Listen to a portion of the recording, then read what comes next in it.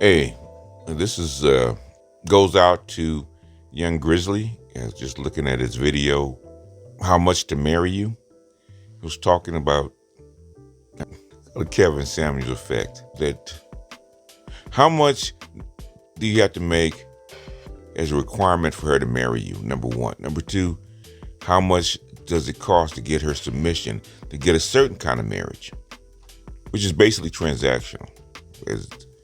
Is Rom says, a proper hoe, as Pimp God would say. It's a transaction. You know, I grew up with Max. I grew up around prostitutes and stuff like that. Man, we used to, ride our bicycles around prostitutes. We were like 15, 16 years old, right? So we see them standing on the corner. And we know it's transactional, right? Vagina's transactional.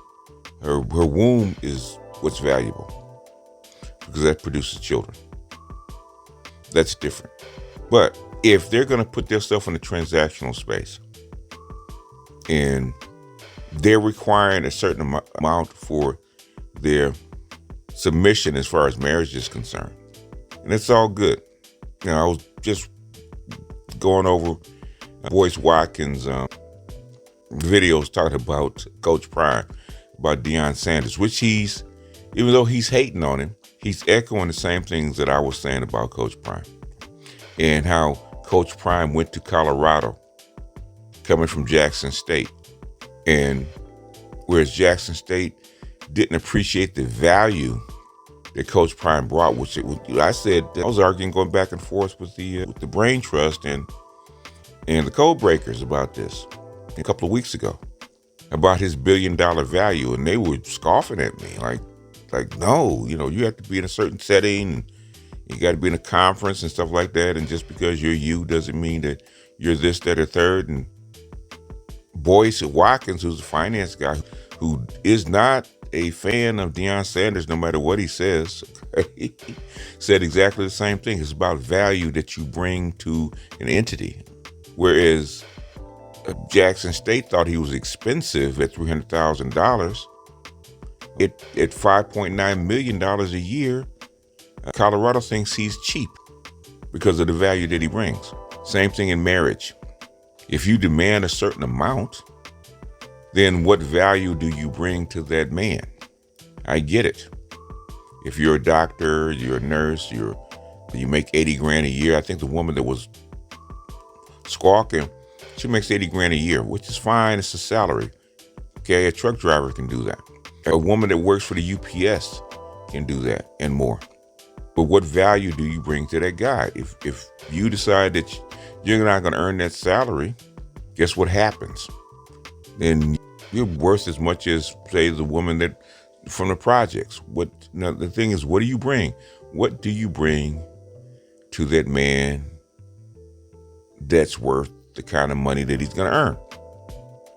So saying what it costs, it doesn't mean anything. Saying that to marry you, it's going to cost this, that, and the third doesn't mean anything, because you're competing with a 4 billion female supply.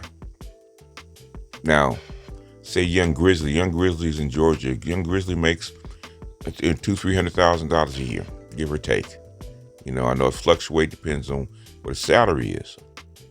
Now, he might be landlocked because of the locality. His inability to travel at this point locks him into an area, so his supply might be low, so a woman can demand more. But in the area that he is, I don't know how they could, because they don't make very much. The thing is, what value do you bring to that man? If it's just the womb and sex, there's 4 billion women.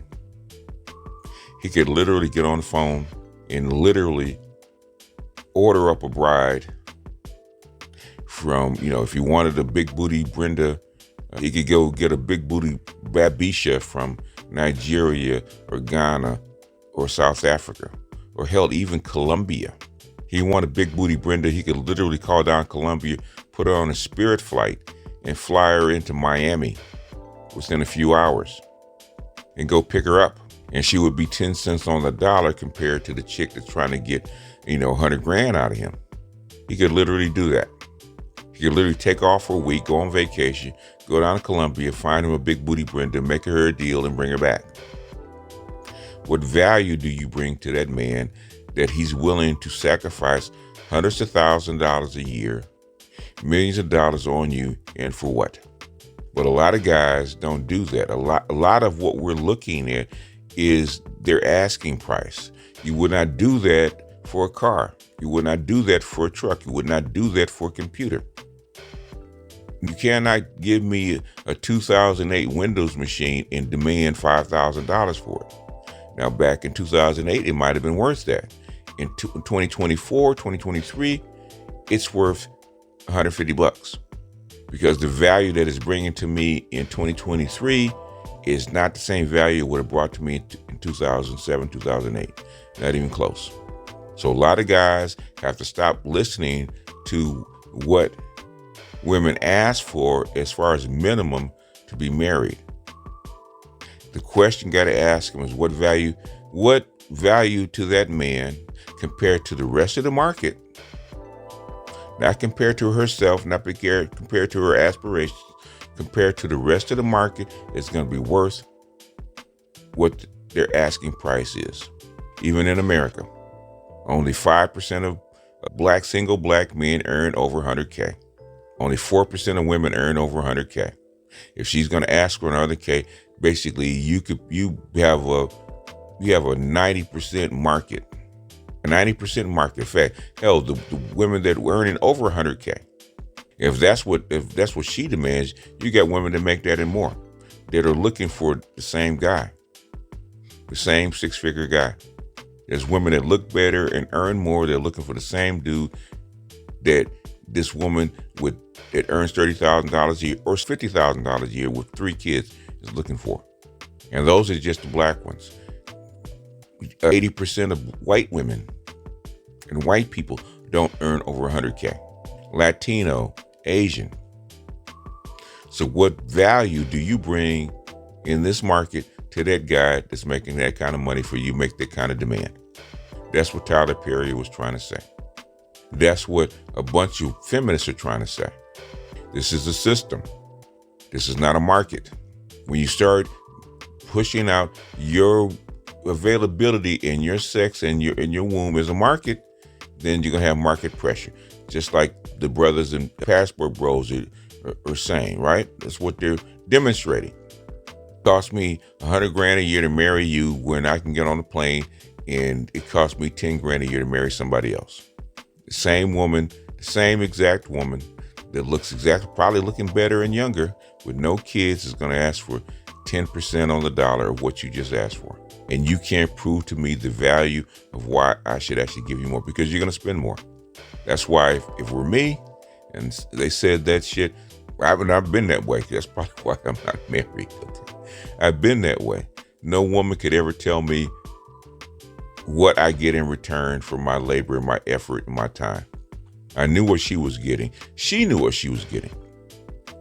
At the time, I earned over the median salary, well over the median salary.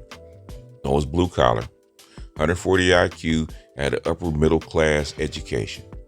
I brought fatherhood skills that come from a 2-parent household. In other words, all the check boxes that were checked just by having me, even before the salary. 140 IQ, upper middle class education, 6'1". At the time, I was 190 pounds, 185, 190 pound athletic build, just without the salary. My fiance, who was an easy 8. She was an easy 8. She never asked me how much I made. In fact, no woman have ever been with ever asked me how much I made, ever demanded a salary. After talking to me for a week or so, they never asked how much I made, because what I brought to them was beyond the salary, and they knew it. Anyway, that is the discussion for another day. So with that, young Grizzly, this is probably going to go up on the Black Pill Gnostic page because I haven't put anything up there. I'm out.